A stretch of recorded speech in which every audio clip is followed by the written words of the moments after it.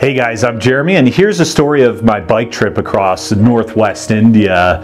So as most people know, India is a really fascinating place. It's definitely got some of the best food in the world, super interesting religion, and amazing festivals throughout the year. So it's definitely an interesting place you want to go, but it definitely can be a little bit annoying.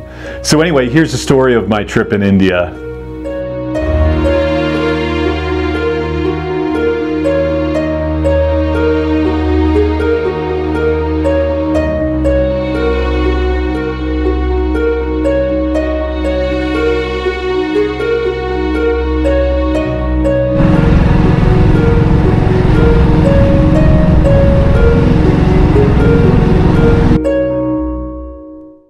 So this was into the second part of the bike trip I was in. I started in Southeast Asia, went through China and Tibet. I stayed in Kathmandu a few months, and then I entered India through the western border of Nepal, which that border, man, there's like no one there hardly, and very casual. Like they just have like a basic kind of barrier, and like people are just kind of passing through.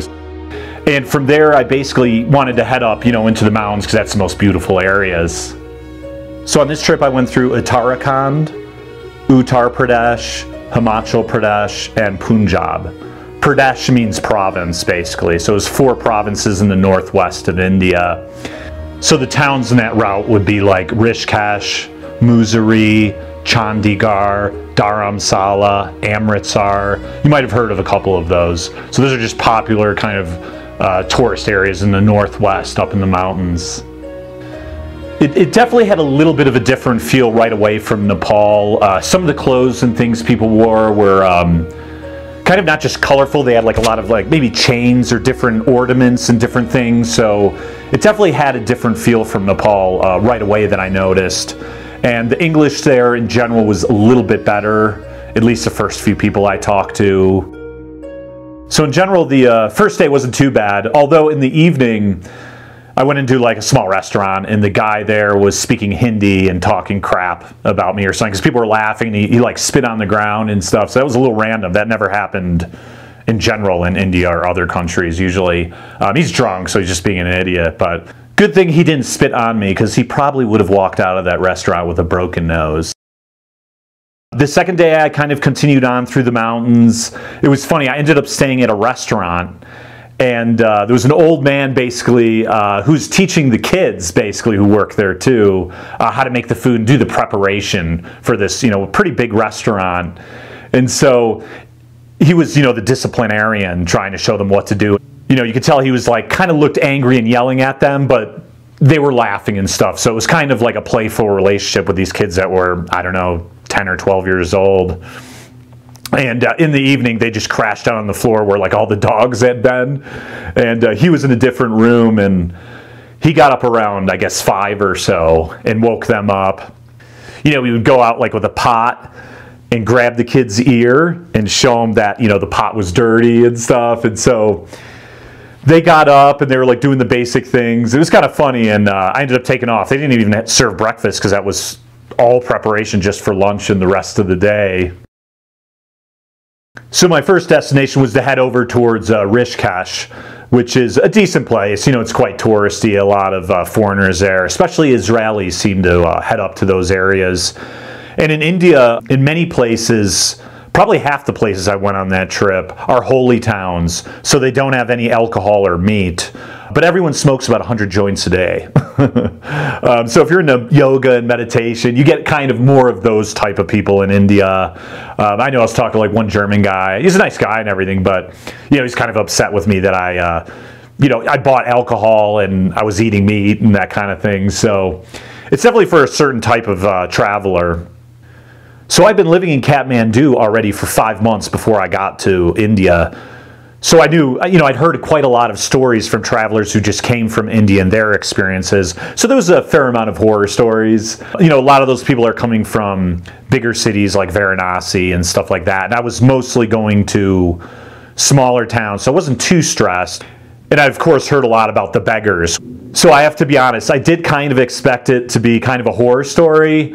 And in some ways it was annoying, but it definitely wasn't as bad as I thought. And there was definitely some nice things about it. And so the next spot I went to was Mussoorie, which is a pretty nice little British resort, because obviously the Brits were down, if you're in southern India, it was super hot all year. So they would go up to these like mountain resort towns to cool off. So I usually didn't want to get a hotel right in the center because it was expensive. So I went a couple kilometers outside of town and went down to a place that looked like it was cheaper. And the guy went to show me the room, and as soon as he opened the door, I looked in, and everything was just trashed. Like someone had just gone through and tried to destroy everything. It wasn't like they just didn't clean it. I mean, it was like completely just torn apart. And he's like, "Oh, that was a monkey, sorry." And he closed the door. And, you know, I had seen that the window was open and stuff, and so a monkey came in and trashed everything. So I made sure I kept my windows closed. That would be interesting if you're like sleeping and a monkey comes in and just starts going crazy. And actually, that's something to be careful of too. I've seen a lot of monkeys in different countries in general. And I had been biking down the road and, you know, I'd seen some monkeys, maybe they were with their babies, and they were hissing and got really aggressive and started to come up to me. And I just had sandals on. And I was like, man, that's all it would take is one bite, man, and they would have tore up my feet or foot real bad. So got to be careful of some of those things because there's quite a lot of monkeys around in the mountains there. So after that area, I wanted to head up higher into the mountains because the area I was at was really pretty. Kind of reminded me of Yunnan province in southwest China with all the terraced fields and stuff like that. But I wanted to get up more towards like the Tibetan plateau kind of area. And that area is probably a little more sensitive because it's not too far from Kashmir and the Chinese border. And so I'd heard that I might not be able to go. And I'd go on like all day, maybe like 20, 30 Ks just uphill. And finally, some army guys told me that I wasn't allowed to enter and I would have to turn back. So that was kind of a bummer. So I went downhill basically, and I stayed with actually a Tibetan guy who lived up there. Really nice guy. He was retired from the military, like special forces, for like 10 or 20 years, and he had like an artist studio and stuff. And yeah, the Tibetan guy was kind of frustrated living in India. He was looking for other options, I think, to go to either another country or something like that. Of course, they're in a pretty tough situation. And actually, it was like that next day, I went down to like another Tibetan place he recommended down in like the next town or something like that. And it's funny because a lot of people do get sick in India from the food and stuff, and I don't think I got sick from the food in general. But the Tibetan woman there went to make me like breakfast, like a, you know, an egg and cheese sandwich or something, and it was kind of runny eggs. And man, I was sick for like the next 2 or 3 days. So eggs could be pretty bad. The same thing happened about 2 years before that when I was in Dali in Yunnan province in China, and I went to the buffet and had a bunch of eggs. It was kind of runny. And yeah, I was in the bathroom for like 3 days straight. So I think those are two of the sickest times I've ever been were probably from eggs from, I guess, salmonella or whatever it's called. And so anyway, I continued on, and then I guess the next spot I went to was Chandigarh, which is kind of in the plains, which is a nice spot.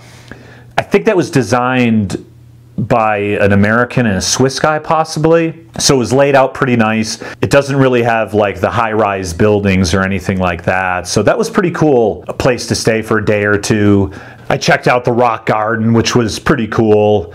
And then I headed out from there, which was really hot because that's kind of more in the plains of India. So I headed back up towards Dharamshala.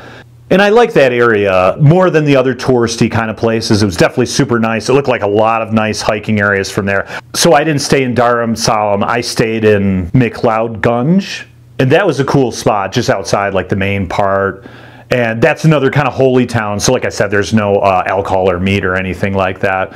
But if you love your veggies like broccoli and marijuana, that's the place to be. So looked like awesome hiking around there. It definitely would have even stayed longer, but you have to enter Pakistan at a certain time. Like I already had my visa for Pakistan, so I had to get through like within a few days or else you can't enter basically. And you can't easily get a Pakistan visa if you're in India. So I got that in Nepal, so that's another thing to consider if you are going to go through Pakistan. I think it's pretty hard to get in India, or at least that's the way it was back in the day. So after I was in Dharamshala, I cruised down towards Amritsar in Punjab, which is basically where all the Sikhs are. A lot of them are in Pakistan, but a lot of them are also in India. And they're Sikhs, which is different than Islam or Hinduism. They kind of share a couple things from each. Like they do pray 5 times a day and only believe in one God, but they do believe in like reincarnation and stuff. So but it is different than Hinduism or Islam. They have the turbans because they don't cut their hair and they have the long beards and stuff like that. And so the people were a little bit more laid back. And I stayed in a couple temples even, a couple of the nights, which was nice. Although they had like, because I know with Islam, they start the prayer at like, I don't know, 5 a.m. And here it was like, I don't know, 2:30 or 3 or something. It was super early. They started chanting and doing different things, so couldn't really get too much sleep. It was also pretty hot, and they had a lot of these little gnat bugs and stuff like that. So not the best night's sleep, but, you know, got a free place to stay, so can't expect too much. So then I checked out the Golden Temple there, which was pretty cool. And then like the next day or so, I headed into Pakistan from there. And so now I'll give you some of the my overview of India and some of the criticisms or annoyances. So the good and bad thing about India is that they do know English. You know, and actually, to be honest with you, their English isn't always that good. Maybe in the countryside, only 1 in 10 people has like pretty decent English. The rest know just the basics. But if you're in those bigger towns, especially a bigger city, like, you know, everyone knows English pretty well. And so for that reason, everyone will come up to you. Like when I was in Nepal, people were a little bit more shy, so not everyone will come up to you like in the countryside, even if they know English. And then, of course, before that, I was in, you know, Tibetan China and Southeast Asia, and obviously some people know English, but definitely not the majority. And so, you know, they want to come up and they're just curious. It's the regular questions you get in every single country. Where are you from? Where are you going? Are you married? How old are you? Pretty much. So you'll get that, you know, you could get that 20, 30, 40 times a day at some time, you know, to just go through those questions. So that could be a little frustrating, but that's okay. That's normal. The thing that was a little annoying is that, you know, I'm sure they're bored or whatever, and they're just trying to have fun because they're in the countryside and there's not much to do. You know, the countryside's great for biking and the scenery. You don't have the pollution, you don't have the traffic and all of that. But if you're not traveling, it's boring as hell. So of course they're going to try to have some fun. And so, you know, like I pass through all these areas and everyone's like, hello, hello, come here, you know. And so they're always telling me to come over or making these funny hello sounds, or even like hissing, like going, psst, psst, you know, like psst, like that kind of thing. So that was a little bit annoying. You know, I might be sitting in a restaurant, it might fill up a bit, but people could sit other places and people might come up and sit, and I might just want to be, you know, like reading or just kind of basically being alone, and they could be like, you know, talking in their native language like Hindi or whatever, and also kind of laughing in my face and stuff, so I'd have to move, like that kind of thing.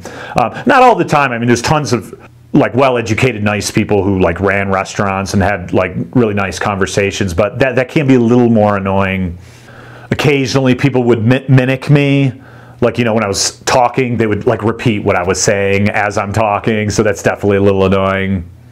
The kids surprisingly didn't say much at all. Like even when I would say namaste to them or hello, they kind of were quite quiet, which is rare because even when I was in Pakistan later, some kids threw rocks, or in some countries the kids come up and they're really enthusiastic or might even try to grab or ask for things. So I was surprised that the kids were quite shy and quiet. It was the adults that were acting like kids. So, but the Sikh area was a little bit more laid back, and so was Nepal. And then later I went to Pakistan, and that was more laid back. People didn't make like weird noises or hello, you know, they just shake my hand in a regular conversation. Yeah, it's funny too, when you're in that Sikh area, most of those guys lived in New York City for 20, 25 years, because I guess half the cab drivers in New York are from that area. So it was funny to talk to all these people who lived in New York for so long. Most Indians don't drink too much in general. Like I said, a lot of those towns were dry. You know, they'd only sell alcohol at like government stores. But occasionally you do run into drunk people, like you do in all countries, you know. And like the very first night I ran into that drunk guy who was like trashed and he spit on the ground. And I thought, God, I've only been in India like 8 hours and I might have to break someone's nose. But occasionally some people would like stop in a car really drunk. And I even remember I was trying to get to the next location because I obviously don't like driving in the dark because I'm worried about getting hit by a drunk driver, or well, any driver, but especially drunk. And so they don't really handle their liquor too well. It kind of reminds me of like the Native Americans, the Indians from America. They don't handle their alcohol too well either. So yeah, usually when they were drunk, it would be a little bit annoying. They didn't handle it too well. At least they don't smoke quite as much as like the Chinese, for instance, or in like Vietnam or some places. In China at that time, 15 years ago, almost all the men smoked, and everywhere you went, not only are they smoking, but they're spitting all the time because of that, and that was quite annoying in China. So in India, you don't really have quite as much spitting or smoking. They do smoke hash and weed. That's a really popular thing in that part of the world. Even one of the gods, Shiva, smokes pot. And so they have one day a year where everyone smokes pot and listens to the holy men and stuff like that. But you do have some adults or people who like could drop a bomb, like take a dump, like, in the road or in the bushes nearby. Like I saw one guy's butt, he kind of went pretty close. I'd only seen like one adult do that. But yeah, that kind of stuff happens there.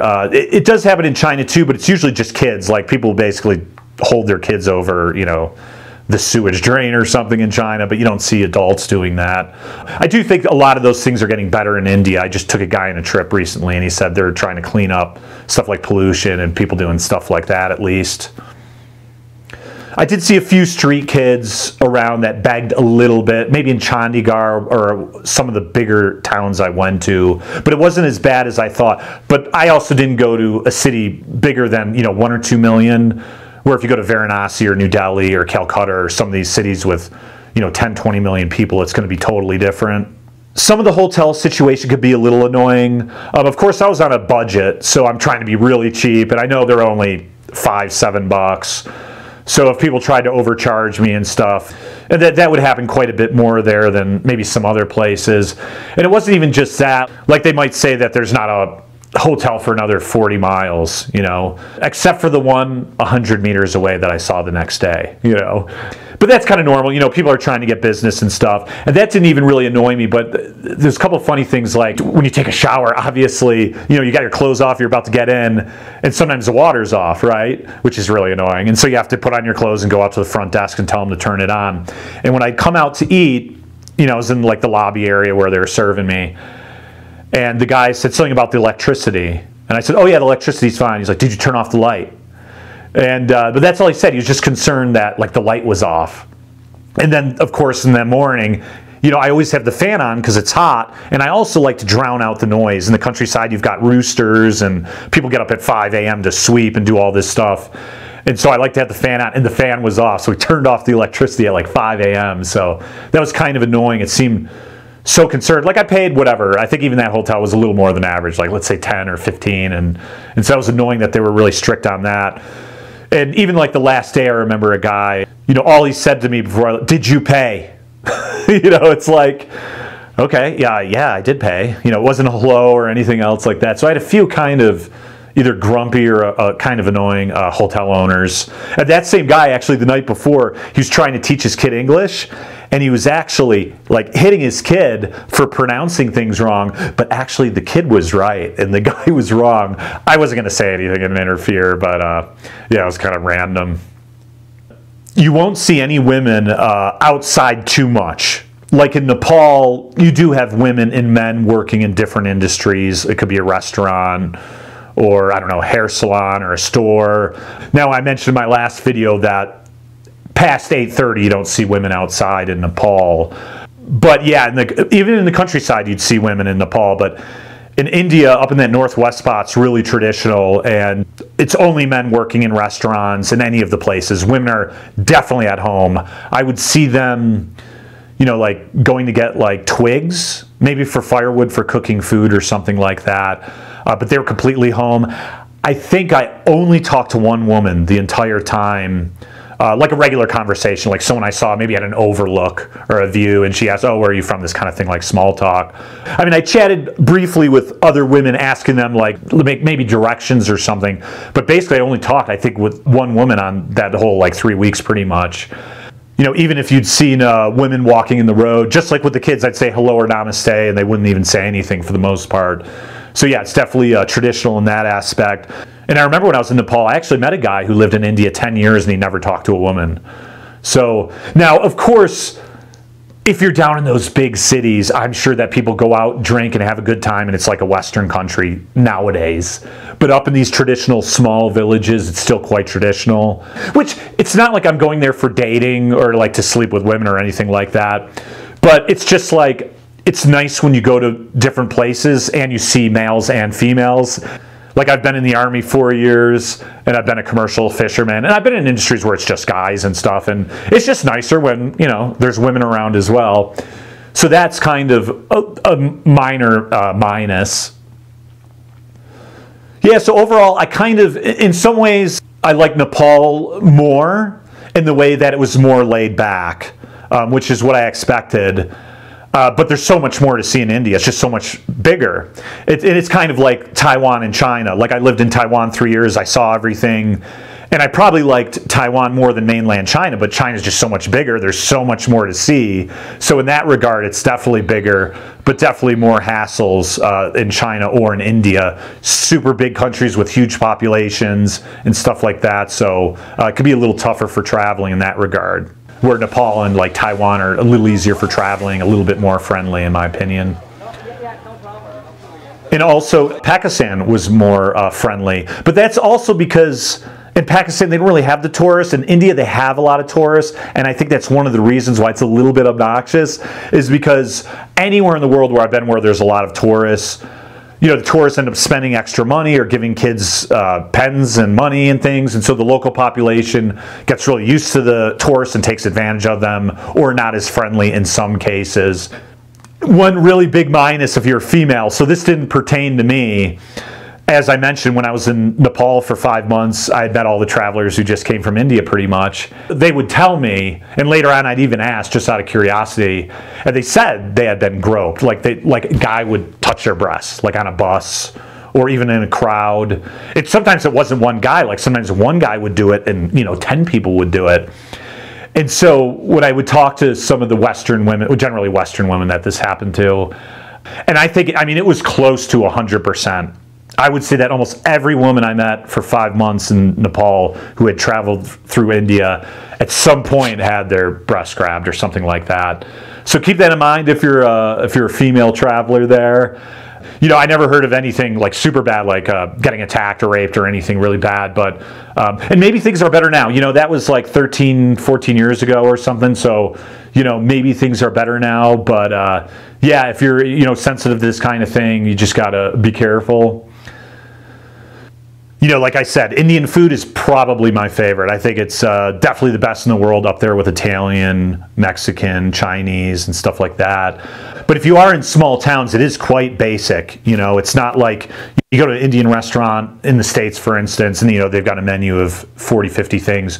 Usually they just pre-cook that stuff in the morning. Like I said, I was with that old man and the kids, and they'll make like, I don't know, like 4 or 5 things, and they'll have different pots, and you just choose which one you want from that. So you don't have like 20 or 30 things to choose from. And in those holy towns, it could be really basic, like just dal bhat and chapatis. And dal bhat is basically lentils and rice, and chapatis is basically like non-bread, basically. So it's just some skinny, basic like bread, like a tortilla, basically, and those rice and beans. And when I'm cycling all the time, I mean, that's not enough, right? And it was even funny because I went through one town, and it wasn't in India. I was actually almost at the end of Nepal, and I was in one of these villages that just basically had veggie options and real basic.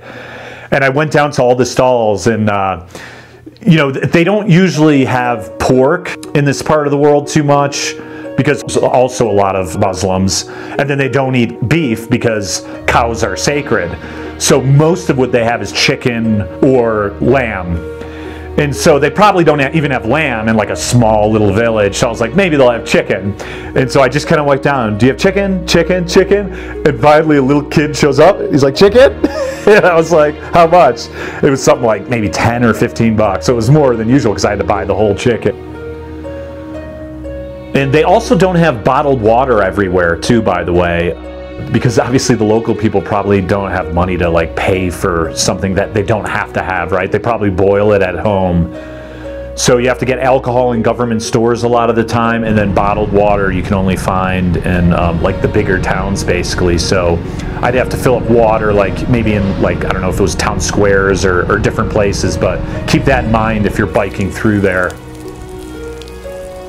But still, overall, it was a good experience. I mean, I definitely would go back. I know one of my best friends, we've done tons of motorcycle trips in Southeast Asia, in China and other places, and we definitely want to either rent or buy one of those Enfield motorcycles or something else and do some of the mountains, and I'd like to go back and do some of the hiking there and Nepal, maybe even Pakistan too.